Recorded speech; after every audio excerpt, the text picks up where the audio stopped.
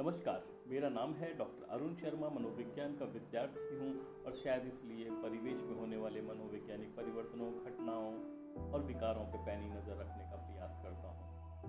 पिछले दिनों एक कहानी पढ़ने में आई थी, लगा मुझे कि मुझे आप लोगों के साथ साझा करनी थी। वो मनोवैज्ञानिक चरित्र को मानव के अभिव्यक्त करने का प्रयास करूँ। वैसी ही कहानी है, इसमें पात्र है वो सांप है और एक पात्र दूसरा है वो जुगनू है। एक जुगनू होता है जंगल में, वो रात्रि के समय चमक देता है, चमकता है। अंधेरी रात होती है, जब अमावस होती है तो उसकी चमक है वो दोगुनी चौगुनी होती है। बहुत सारे लोगों में उसकी चमक जो है, उसकी रोशनी है, वो कहीं न कहीं सहारे का काम भी करती है। वो अपनी मस्ती से अपने जीवन को जी रहा था। तभी एक दिन लगा कि एक सांप उसके पीछे, सांप जहाँ जहाँ जुगनू जाता, सांप उसके पीछे पीछे जाता। जुगनू के मन में भय उत्पन्न हो गया, वो डर गया। वो इस डर में अपनी चमक को भूलने लगा था और बचता कहाँ तक बचता, सांप पीछे पीछे, वो आगे आगे।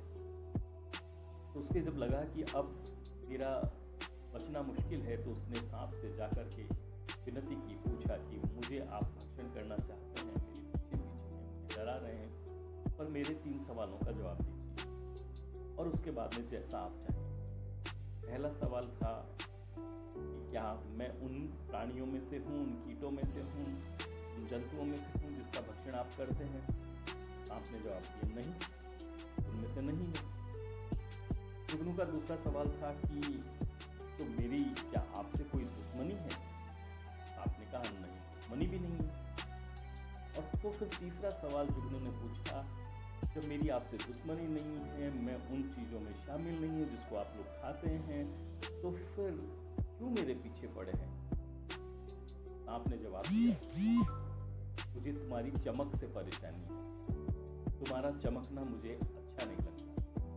तो दोस्तों, आप जैसे जैसे आगे बढ़ेंगे, आपकी चमक दुनिया को इशारा देगी, दुनिया को उजाला देगी, रास्ता दिखाएगी। तो ऐसे बहुत सारे लोग होंगे जिन्हें आपकी चमक है कहीं न कहीं पीड़ा पहुंचाएगी, और आपको उन पीड़ा पहुंचाने वाले प्राणियों से बचते बचाते हुए अपनी चमक को महफूज रखना है। केवल भय के कारण से चमक को कमज़ोर नहीं होने देना है। जो चमकेगा उसके पीछे है बहुत सारे सांप भी आएंगे जो उसकी चमक से परेशान होंगे, ईर्ष्या करेंगे।